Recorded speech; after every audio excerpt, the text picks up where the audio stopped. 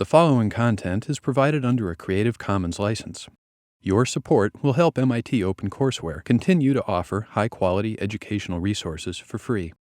To make a donation or view additional materials from hundreds of MIT courses, visit MIT OpenCourseWare at ocw.mit.edu.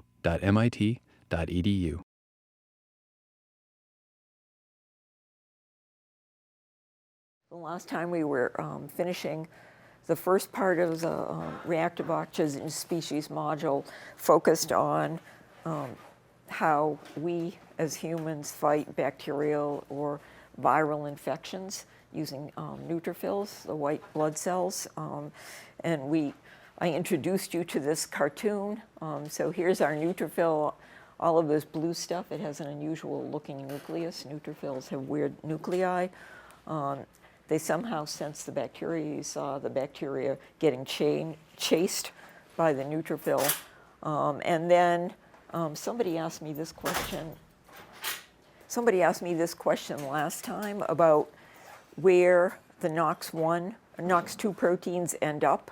And let me reiterate again that they can be found in multiple membranes. The predominant membrane in neutrophils is in these little vesicles within the cell.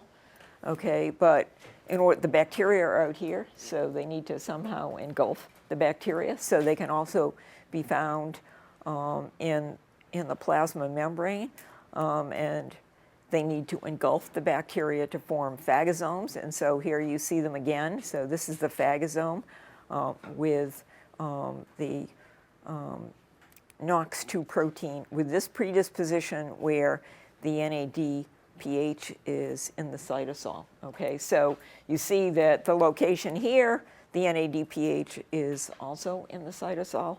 And so you need to think about where you're located, and we'll see in a few minutes that there are lots of different kinds of NOX proteins, and they all have different locations and all have different factors that control the regulation of all of these things. Okay, so what I want to do today is start out by talking about the Knox complex, what the chemistry is, because it's not only involved in killing bacteria, but we'll see, and you've already seen in last week's recitation, in the signaling process. Okay, it's the same protein. And so once the bacteria are engulfed, you now have a phagosome within the neutrophil, and here's the Knox complex. Remember, it's composed of two proteins, the 91 kilodalton glycoprotein and a 22 kilodalton protein, both membrane bound. I drew those on the board last time. And the NADPH, NADP is in the cytosol.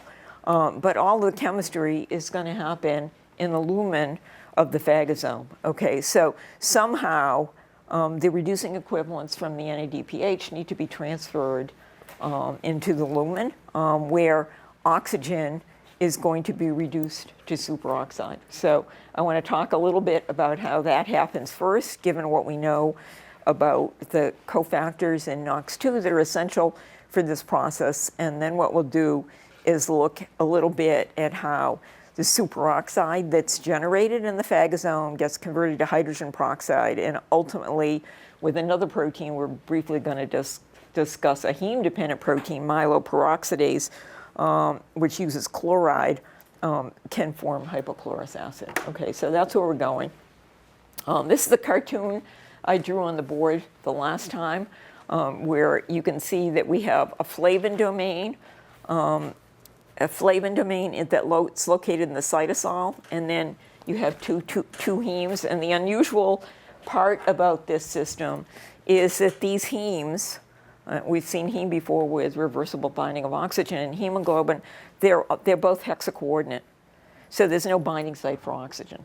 So the chemistry is not happening by reversible binding of oxygen to the heme. In fact, how close this is located to the surface, we don't have any structure of this, but somehow this reduction has to occur by an electron transfer process that probably occurs through the edge of the porphyrin system. So what you have here, and I think this is an important teaching point, because I think there are only two ways inside the cell that you control all the redox balance. The redox balance with NADPH and flavins really play a central role in everything, so you really need to understand how these cofactors work and how they're controlled. And so if you have a flavin, and this is also written, you don't have to write this down, this is written on the next handout, so you don't have to draw all this stuff out. Okay, so I'm going to draw the business end of the flavin. Okay, so this can be flavin adenine dinucleotide, so this is the oxidized state. And the two important places where redox chemistry, if you look at flavin, if you don't know anything about heterocyclic chemistry, it's confusing. But in fact, we know a huge amount about flavin chemistry from studying model reactions in organic chemistry. Decades ago, Tom Bruce did that. And so the two places where the chemistry in general happen are either the N5, so this is 1, 2, 3, 4. This is the N5, or the C4A position. And this is the C4A position here. And I'm not going to go through this in detail, but this is the oxidized form. And what we have is a reaction of this oxidized form with the reduced form of NADPH. And I'm not going to draw out the whole structure here either.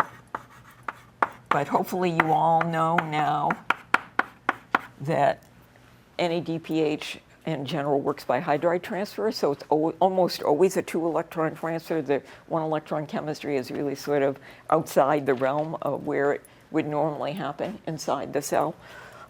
So basically, the chemistry involves transfer of a hydride, a hydrogen with a pair of electrons, to the N5 position. And so you go from the oxidized state to the reduced state. And so again, I'm not going to draw out the whole flavin.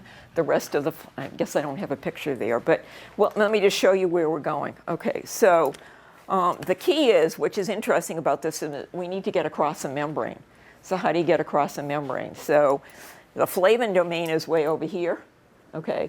And we need to have two hemes. Remember, you can do electron transfer over 10 to 15 angstroms with very fast rate constants. Somehow, these reducing equivalents from NADPH need to be transferred to the flavin. And the major function of the flavin inside the cell is to mediate 2-electron, 1-electron chemistry, okay? And here's an example of that. The 2-electron chemistry is being provided by the NADPH as a hydride. But what we have to do is the hemes in this system are in the +3 oxidation state.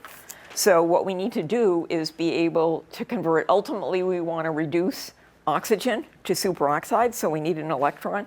Okay, so that electron is coming from NADPH. So we need to have an electron transfer, a single electron transfer to the heme, okay, because iron can only be reduced by 1 electron. So we end up then with this system. Let's see, so this is the reduced state of the flavin. Okay, and you can draw a resonance structure. You can draw all kinds of resonance structures with flavins. That's why they can do 1-electron chemistry. So 1-electron chemistry, you can make the 1-electron oxidized to reduced state depending on which state you're starting in, and the electrons are delocalized. They turn out to be blue or they turn out to be red depending on the protonation states. So what you can then do is, let me just write that over here. So I'm just drawing a resonance structure of that so you can see, let me not. And again, let me just show you that that's there, so you don't need to write that down. You don't need to write this down. It's all there, okay? So just pay attention to me. So you're going to do an electron transfer to reduce an iron 3 to an iron 2. Then you've got another iron 3, because we got to get through this membrane. So that heme, and again, this is where the redox potentials become critical, can transfer an electron, because now in the reduced state, to the other heme. So that becomes in the iron 2 state. So the one out here is in the iron 2 state. Now it can transfer an electron from oxygen to form superoxide. But at the same time, during this process, we're transferring the 2 electrons that the flavin received from the NADPH one at a time. So then we can repeat that process, okay? And that's why you get the stoichiometry of the overall reaction. You get two superoxides produced. So you have a resonance form of this. Let me see, I think I can draw it over here. So anyhow, you have a resonance form of this where you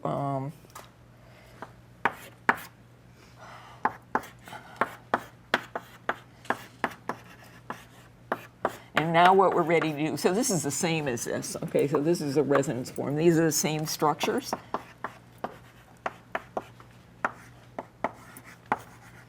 And in the flavin, this is attached either to adenine or to a ribose 5-phosphate, FMN versus FAD.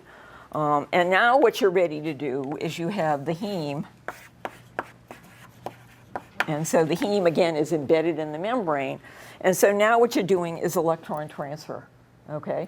So you do an electron transfer reaction, and you get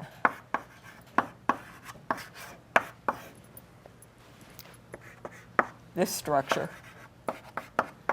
Okay, so I'll make a big dot for the radical.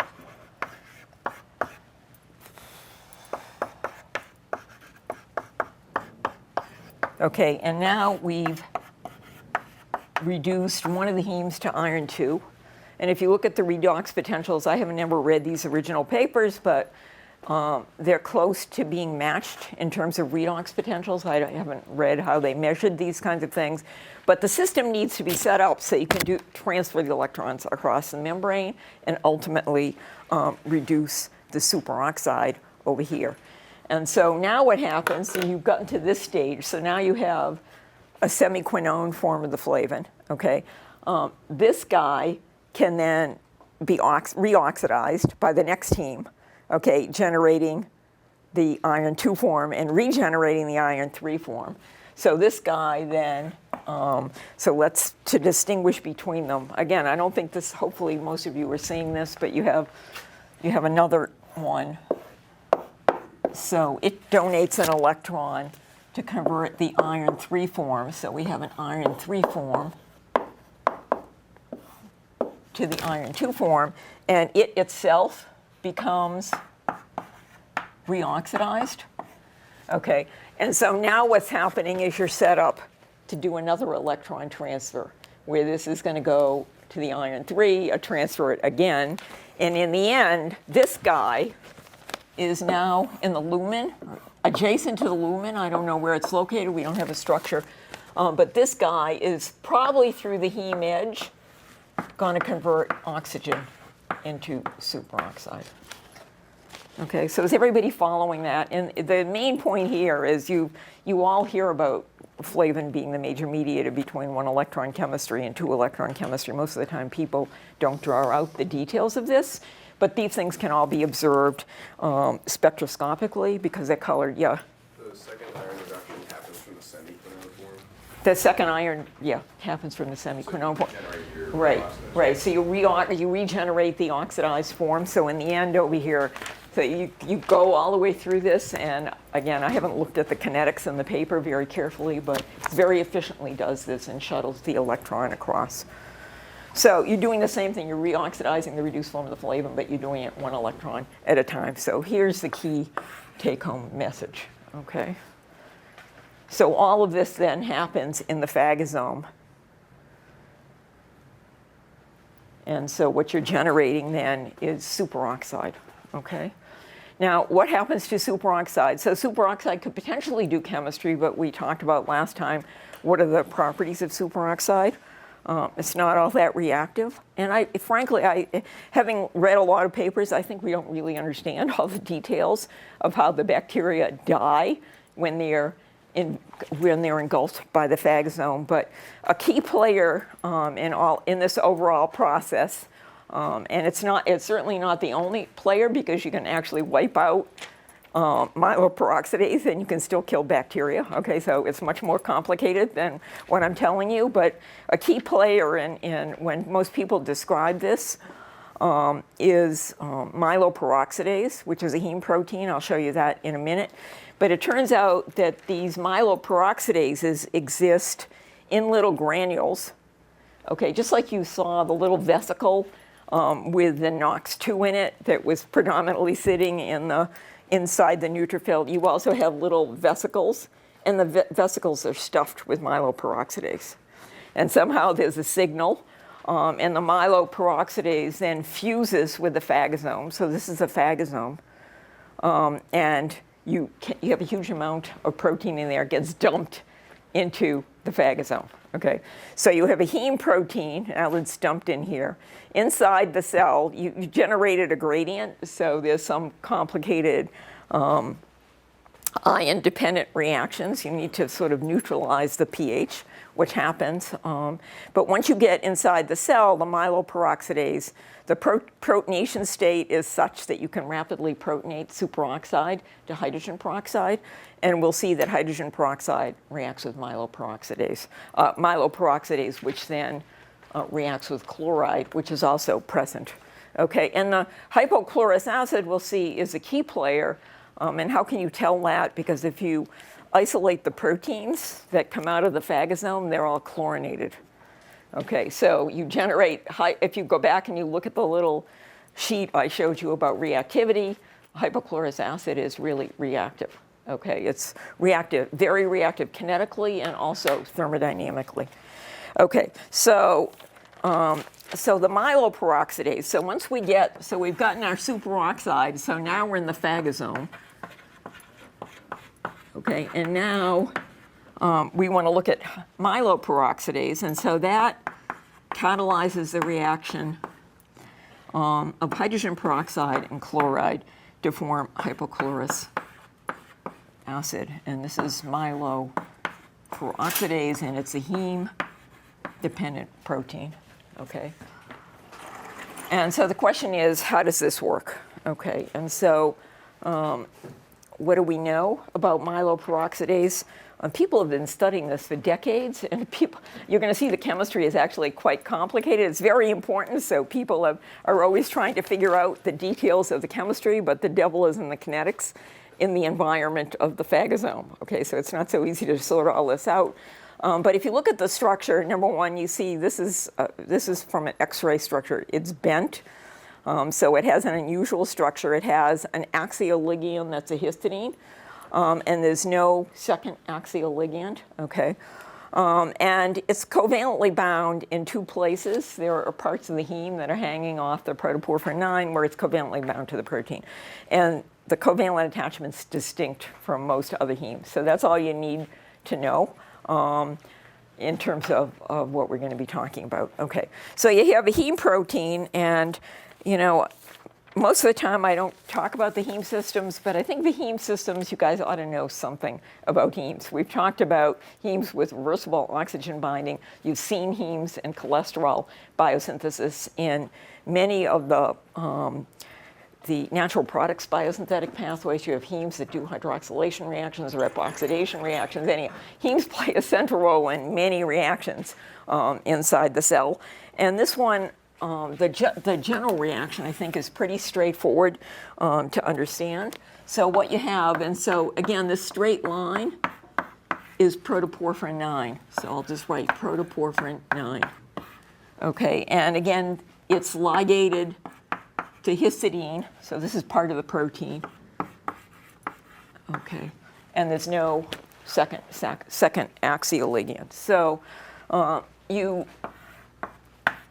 take the superoxide, which rapidly disproportionates. So this can be rapidly disproportionated in the presence of protons to form hydrogen peroxide and oxygen gas, okay? And we've already gone through that reaction. And so now what happens is the peroxide is going to bind to the heme, okay? And so this is the key to the reaction. So you lose a proton, and the oxygen binds to the heme, okay, and you generate that species, okay. Now this species, and again, this is dependent, this is where it becomes distinct when you're trying to think about all the chemistry that hemes can do. You need to look at the two axial ligands and what the environment is around the ligands. So that's another thing I've tried to stress, how important these ligands are and the second coordination sphere around the system. So what happens now in this system is, in some way, the enzyme catalyzes heterolytic cleavage of the oxygen-oxygen bond and forms what is formally an iron 5 species, but is not an iron 5 species. So we've lost a molecule of water. Somehow this leaves as water. So we have some groups in the active site that can facilitate that cleavage. And this is formally an iron 5 species. Okay? So we're using electrons from the iron porphyrin system to facilitate cleavage of that bond. Now, how do we know this? We know this because we know a lot about the spectroscopy of hemes and of the iron in the hemes, and we can actually look at all of these intermediates. And so what does this mean here? What happens is, remember your porphyrin, we can see the porphyrin over there, but you have all these paroles, okay? And so iron 5 is a hot oxidant. Nobody's ever seen the iron 5 in any of these systems. So what you see is, spectroscopically, you see an iron 4 and one electron oxidized porphyrin ring. Okay, so that's what this is. This is a 1 electron oxidized porphyrin ring.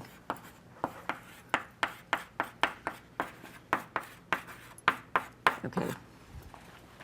So now what do you want to do? In the normal reaction, what you want to do, the one that forms hypochlorous acid, it's a 2-electron reaction, and the chloride can come in, and you're going to form hypochlorous acid, okay? So the chloride comes in and attacks, and one of the electrons goes back to the iron and the other goes back to the porphyrin. So these one-headed arrows means you're doing 1 electron transfers. And so what you've generated then is hypochlorous acid. pKa of this is 7.4. And then you've generated back your iron 3 porphyrin. So you're ready to start again. Okay, so you're doing a 2-electron process, and we know that the driving force for this reaction is large. It's 1.16 volts. So this is a very favorable reaction. Now, if any of you have thought about heme-dependent systems before, if you have an iron oxo, this is a hot oxidant. It's dying to be reduced. It can be 2-electron reduced, but it can also be 1-electron reduced, depending on what small molecules are around here. And Myeloperoxidase does both kinds of chemistry. The predominant chemistry, so this is where you need to look at the rate constants for the reaction. The predominant chemistry is thought to be this. But I will show you a slide where we know it can catalyze a lot of other chemistries by 1-electron transfers as well. And what's happening in the phagosome of the cell, if you want to look at that, the Wintermeyer review article I gave you has spent a lot of time thinking about these kinds of reactions, and I sort of think it's beyond the scope of what we need to talk about. So here what we have happening, so here now, I'll tell you what R is in a minute. But what we're going to do is have a 1-electron transfer. And so instead of reducing this 2 electrons at a time, we're going to do 2 1-electron transfers, okay? So the system has to be set up. You have to have the right RH. You need to know what the redox potential of these are, that determined by the ligands. All of that stuff you need to think about. So now we're doing 1-electron chemistry. So this is another possibility. And this, again, depends on how much chloride you have around, is a potent oxidant. So it can be rapidly reduced depending on whether you have an RH around that's going to actually do the reduction. And so what you generate then is you reduce the cation radical. And you form an R dot. Okay, so and then the next step, what you can do is a second 1-electron reduction. So you're doing 2 1-electron reductions, and this driving force is not as large, 0.97 volts. So, but again, it's 1 electron. And you're back then to iron 3 and water. And I'm being sloppy about where the protons have come from. okay, and you produced another R dot. So what could these R dots be? One of these R dots is ascorbate, vitamin C. So one of the RHs, which ascorbate can form radicals. I'm not going to go through this in any detail. Another RH could be tyrosines. So this is the amino acid tyrosine, and you form tyrosyl radicals. Okay, has anybody ever seen that before in our department? Anybody seen use of this before? Apex? Yeah, so Apex. So this is the technology that is the basis. She doesn't use Milo Peroxidase, but Ting's lab, it uses ascorbate peroxidase, which catalyzes a similar reaction. So your R dot then becomes a phenoxide radical. Okay, and that can then do further chemistry. Anyhow, so what you're generating, most people believe the key bad player in all of this, but I'm just telling you it's more complicated than that, is the hypochlorous acid, which clearly gets formed and can be evidenced by the chlorination reactions you see of all your proteins. So you can isolate chlorinated aromatics out of the phagosome. So if we go through here, this is, let me just give you this one first. So I've written this out for you in some detail. Again, it's 2 electrons, 1 electron. HOCl is 2 electrons, okay? And that's thought to be the predominant species. But let me just tell you that, so this is the one we're talking about in the handout. This is the major reaction, but you can do a lot of other reactions. And so what you need to look at to see if these are important, just like with superoxide, you need to look at the kinetics of the reaction under the conditions where these molecules find themselves, to figure out what's really going on and how much these other pathways contribute. Wintermeyer actually just, there's a paper online in Annual Reviews of Biochemistry where she talks about the neutrophils in a lot of detail and the complexity of all this radical chemistry. So what I want you guys to take home from this is that we're working pretty hard with the NADPH oxidases to engulf a bacteria. We're using reactive oxygen species, superoxide and hypochlorous acid, to try to do in the bacteria inside the phagosome. Okay, so that's all I want to say about this section of reactive oxygen species. And now what I want to do is talk about something we've already talked about because we've gone over this, because we've gone over this in recitation. We spent a couple of recitations on the Carroll paper.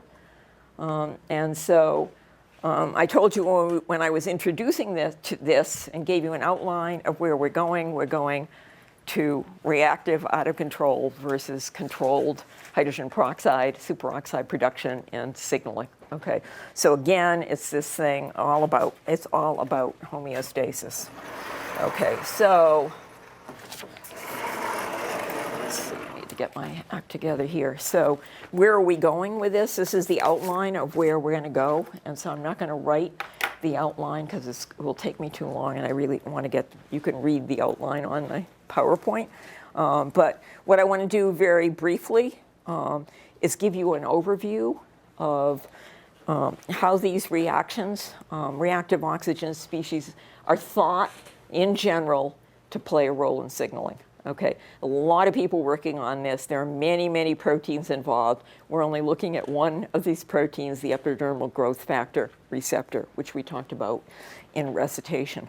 I also want to sort of give you an overview of the importance of cysteines in general in the proteome and the role they play in the signaling process. We'll see, we're looking at one small modification, sulfenylation, but we'll see that there are many other modifications. And so I think one of the things for the future is figuring out, like the Carroll paper did, how biologically important are all these modifications that we can now identify because of the amazing power of mass spec and the creativity of chemists to figure out how to generate reagents. And so then I'll specifically introduce you very quickly to Knox and growth factors in Knox2, the big family of NOx2. And then I'm going to talk about the general principles of signaling, what's required. This is true of all signaling, not just with NOx, but I'll use NOx as an example. And then I will probably spend no time on this at all. The last part is, how do we know all of this? We spent 2 recitations on this. Okay, so I'll tell you the key things I want you to remember, but you've now read papers, you've thought about this, and hopefully you can go back and think about it again, and it will all sort of now make more sense to you. Okay, so where are we going? And so what I want you to see is sort of the big picture. So again, the overview. And the overview now is not of the bad radicals that we're talking about, but they are still the bad radicals, but controlling them in a way. So in the radical systems we're going to be looking at, we're not going to be looking at all of them, but the signaling agents that we're going to be looking at. So this is an overview of signaling. The signaling agents we're going to be looking at are superoxide, hydrogen peroxide, and NO. Okay, and we've already talked about the fact that we're not discussing NO, but in our department in biomedical engineering, Tannenbaum's lab has been a major player in figuring out how to look at the modifications of cysteines by NO. It's not by NO, it's by a metabolite of NO that then reacts with the cysteines. So this is a very, and he does that by mass spec. So this is a very active area of research, and I think, so now we're looking at signaling, not bad stuff. And one of the things that where have we seen this before? We've seen, although I don't think we realized it, we were looking at iron homeostasis.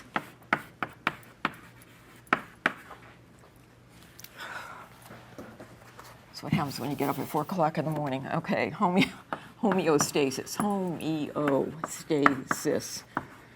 Okay, and we have 2 proteins, the iron-responsive binding protein 1 and 2. And what do we know about iron-responsive binding protein 1? It has an iron-sulfur cluster. And remember, it has to go from the apo state to the iron cluster state. So we have IRP1, and we go from the apo to the 4-iron, 4-sulfur cluster. And it's believed, but it has not been very well studied, that this can be a sensor of oxidative stress. And so both NO and reactive oxygen species, such as hydrogen peroxide, can cause the metal center to be destroyed, and somehow you get to the apo state, and that's an active area of research. And then we know what the signals are. You have translational control by iron-responsive elements at the 5' or the 3' end.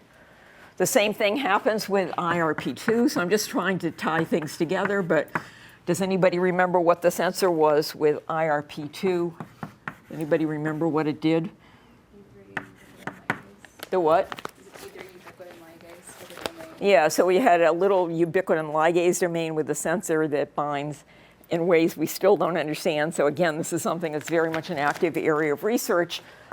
You have iron and oxygen, LBX, L5, leucine 5, domain of the ubiquitin ligase. I'm not going to draw all of that out. So again, these are all tied. What happens with iron and oxygen? It's all tied to these reactive oxygen species. Okay, so what we've already talked about, so this is the major focus, are growth factors.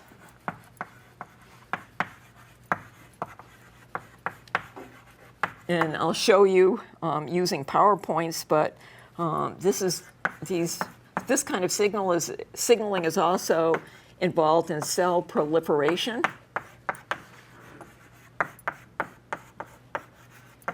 And cell differentiation. So it's widely used. And the example that we chose to use, because it was one of the ones that's been most carefully and recently characterized as EGF receptor. Okay, EGF receptor is also of great interest because it's a target is the target for successful drugs used clinically in the treatment of cancer. Okay, so we then have another, so there are two other important signaling pathways that are proposed to be involved. One is called the Anti-Oxidant Pathway, and there's a transcription factor. Some of you might have heard of it. Has anybody heard of NRF2? No. So if you're more biological, have you heard of the antioxidant? You're biological. Have you heard of NRF2? No. Okay. So anyhow, so we have an antioxidant pathway. And NRF2 is a transcription factor. Okay. And it turns out, I'm not going to go through the details of this, but for those of you who want to read about the details of this, there's a cell signaling review article published where they go into all of the proposed mechanisms of how these reactive oxygen species connect to signaling, okay? We're going to focus on epidermal growth factor receptor. But I think you need to know the picture is much bigger. It turns out that NRF2 is in a complex with an E3 ubiquitin ligase, okay? And part of that ligase, it's a multi-enzyme complex, is KEAP. KEAP has a huge number of cysteines on it. These cysteines get oxidized by some kind of reactive oxygen species, and that one you want to turn on your antioxidant defense. And so what happens when KEAP cysteines get oxidized, it dissociates from NRF2, and NRF2 can go into the nucleus and turns on a whole bunch of genes. Okay, so I mean, you're just getting the idea. I'm not going to go through any details, but it plays a central role. And this system, if you Google it, you'll find there are hundreds of papers on this system. This is a very interesting system. I keep waiting for them to get to some stage where I can really talk about the biochemistry, but we aren't at that stage yet, in my opinion. And then the other thing is DNA damage and repair.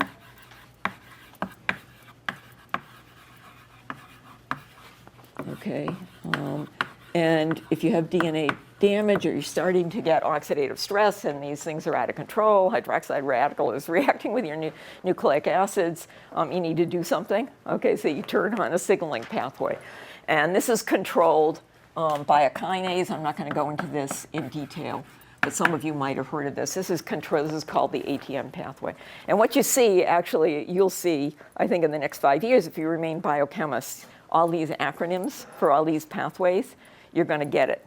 Okay, so because now we're seeing them over and over and over again. At first, it was hard to see how this all fits together, but we're getting there. It's all fitting together, I think, in an interesting way. So all I want you to get out of this, we're going to be talking about growth factors, but this is also a huge area, just like we just saw with oxidative stress and trying to kill our bacteria. Okay, so the next slide is one I took out of this article. I'm not going to go through this in detail, but we've already been through the iron-responsive binding protein. So this is a summary of that. We spent a lot of time talking about this. This is what we're going to talk about now, the role of sulfenylation in controlling kinase activity and phosphatase activity. That's what we spent the last two recitation sections talking about. This is a generic approach to that, and I'm going to show you there are many, many growth factors that are thought to go through the same pathway, okay? And so I just want you to remember that. Okay, so this is a big area. And so now the next thing is, so there's another sort of overview picture I want you to get. So there's a second overview picture that I think is also important, and that cysteines really are playing a major role in all of these modifications. They're the easiest to oxidize, and so I think cysteine modifications are important. Okay, and there are many, many modifications. The question is, do they happen inside the cell? Okay, do they happen inside the cell in a way that we can connect them to some interesting biology? Okay, and then what triggers off, ultimately, what triggers off these modifications? So we've been talking about the kinases, and we've been talking about sulfenylation. That's what we spent 2 recitations on. Okay, so that's one important thing, but somehow we're going to see that one of the important things that I tried to stress in recitations was these reactions need to be reversible. So ultimately, sulfenylation, some way, we'll come to this later, but it's got to be able to be converted back into the reduced state. We've seen that you can form sulfonic acids. Okay, this is also, if you look at the Carroll paper carefully, we didn't talk about this very much, is also reversible. There are sets of enzymes. Hydrogen peroxide can do the oxidation. The back reaction, that people have discovered an enzyme that can do the back reaction. And then there's an irreversible step. So people don't know, but because it's irreversible, this is likely not physiologically important.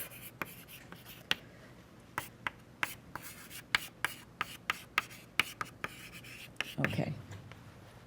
So in addition to these states, if you start reading the literature, or you do read any literature now, we have glutathione that we've talked about. Glutathione is this tripeptide with gamma-glutamyl cysteine glycine.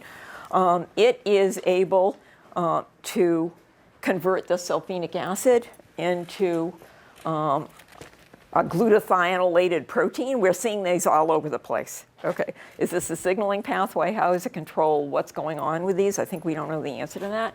So you can actually have glutathione react to give SSG. You can also have other kinds of proteins, I think here. So here they have RSH. This could be a thyrodoxin protein, which if we get to deoxynucleotide formation, there are hundreds of thyrodoxins inside the cell that do the same kind of thing. And so one can also go from here. So you can have a little protein called thyrodoxin. And it has 2 cysteines. And it can convert this back into the SH, and it itself can become oxidized. And there's a way of cycling the thyrodoxin. Okay, so you're getting the idea, okay? Over here in this model, we're not going to talk about this because I decided not to talk about reactive nitrogen species, but nitrous oxide can get converted into peroxynitrite. Peroxynitrite is able to actually catalyze formation of molecules like this, which are thought to be involved in signaling. They're also controlled reversibly by thyrodoxins. And again, this is what the Cannonbaum lab studies. And these things can also cyclize to form these kinds of structures. These are called sulfonamides. People have found them. They have X-ray structures of them. Are they important in signaling? I don't know.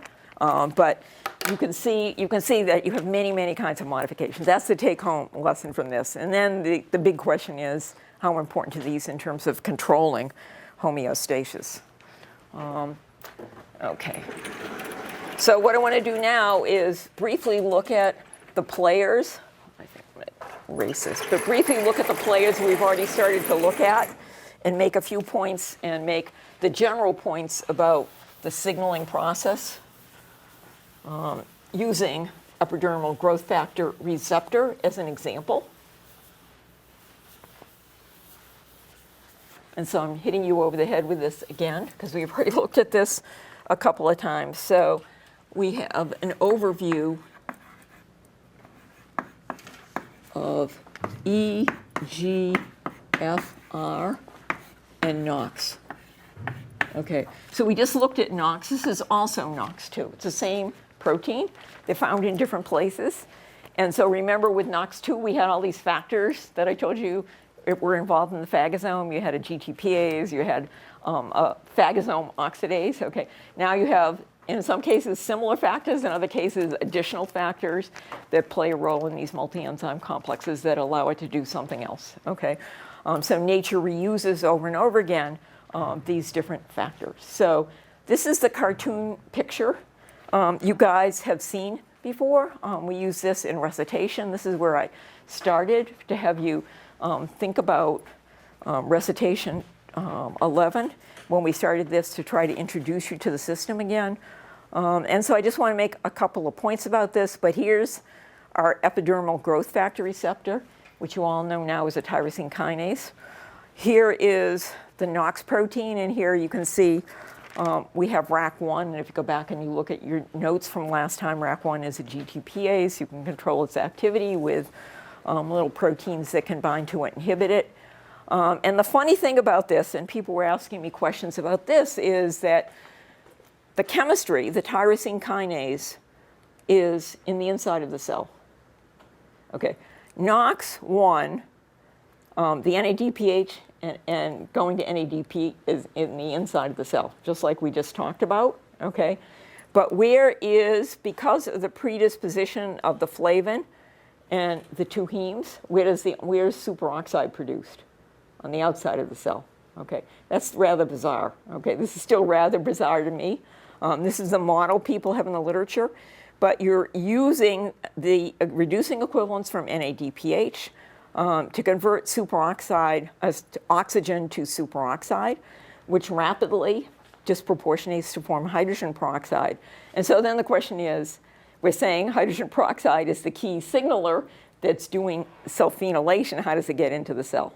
Okay, so the model then is it gets into the cell through an aquaporin. Okay, and is this aquaporin just moving around in the membrane, or is there some organization within the membrane? So if this is going to be useful, we've already talked about the fact that hydrogen peroxide is not very reactive.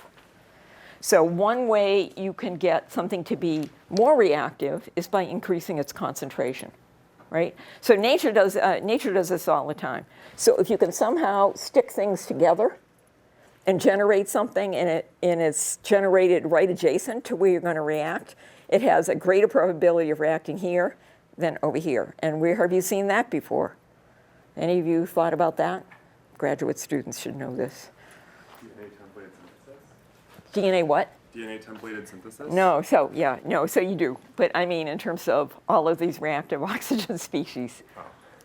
The Ting lab, that's what she does. She generates these things in the middle of the cell, and it's all dependent, how long can this go? Remember we talked about this diffusion question. How far does it go before it actually reacts, okay? So the idea and the question you need to ask yourself is, if you generate this, are these organized? Do you remember from the recitation? Are these guys organized? What did we learn last time in recitation? So we talked about, we had this cartoon, and we talked about this. You looked at the data. What did the data tell you? Are these guys organized in some way so that this hydrogen peroxide can actually do self-phenylation reactions? So what was the evidence for that? Does anybody remember? I mean, so if you don't remember this, you need to go back and you need to read the paper again, okay? And I have all of this stuff on a PowerPoint, but I'm not going to go through it again. Yeah. There was co-localization between right. the Knox. So there was co-localization between the NOx2 and the growth factor, epidermal growth factor. And what else was there co-localization from? It's not shown here, but there was also co-localization of a phosphatase, which plays, that's not shown in here, but it's going to be shown in the next slide, plays a key role in controlling the phosphorylation state. Okay, so this idea of, I'm going to write this down because I think this is a central idea in biology, is how do you localize things to make them more reactive? Whether this makes it reactive enough, it does make it reactive enough because we can clearly self-phenylate, but are we missing something on top of it to make it reactive enough to be able to do what we need to do? So what we see with this system is EGF, the growth factor, causes EGF dimerization. Okay, that's what I've shown you in the cartoon over there. I'm not going to draw out the cartoon because you've seen this cartoon a bunch of times. And what does that do? The tyrosine kinase activates itself by phosphorylation. Okay, we're going to come back to this. But so one way, again, everybody has seen phosphorylations, whether they activate or inactivate, you need to study. So here's the tyrosine kinase domain. When they come together, it has activity that can phosphorylate itself. So you get into this form, which then triggers signaling cascades. Okay, so the other thing we need to think about in this paper is, so here we're going from the tyrosine to the phosphorylated tyrosine. You should write down that this is active. Okay, how do you inactivate a phosphorylated tyrosine if this is active? You use a phosphatase. Okay, so this also we saw in this paper.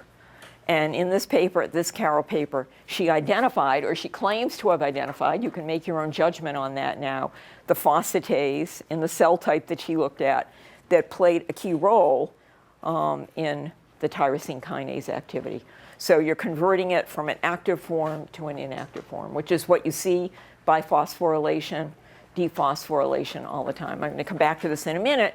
So here's a protein tyrosine phosphatase. So we have a protein tyrosine phosphatase.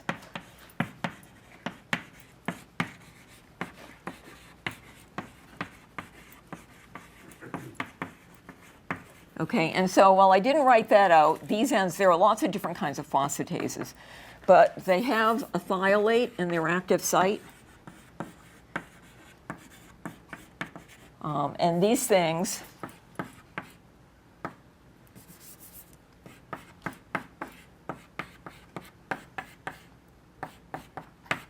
is attached to a tyrosine on a protein. So here's our tyrosine kinase. So what happens, again, is you use covalent catalysis in 2 steps. So you phosphorylate, and then you hydrolyze. Okay, so you phosphorylate, and then you hydrolyze. Okay, so you end up then with your tyrosine in the kinase, and you end up back with ES minus. Okay. So there are many different kinds of phosphatases, but all the ones involved apparently in these signaling processes, if you go back and look at the Carroll paper, are all have cysteines in their active site. You've seen this covalent catalysis with cysteine over and over and over again now at this stage. So this is going to be a key control. This is the active state. Okay, so this form is the active state. And over here,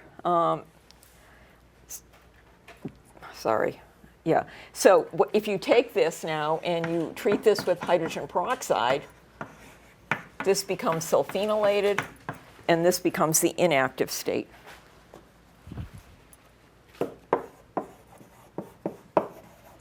So sulfenylation, just like with the tyrosine kinase that we talked about in recitation, can become activated. The sulfenylation in this case becomes inactivated. So that's what it's all about in these post-translational modifications. And the question is, I'm sorry, I'm over again, but the question is, are these models correct? So what we'll do next time is spend a little bit of time talking about the 6 general principles of post-translational modification in general and what the expectations are using what we've already seen in recitations 11 and 12.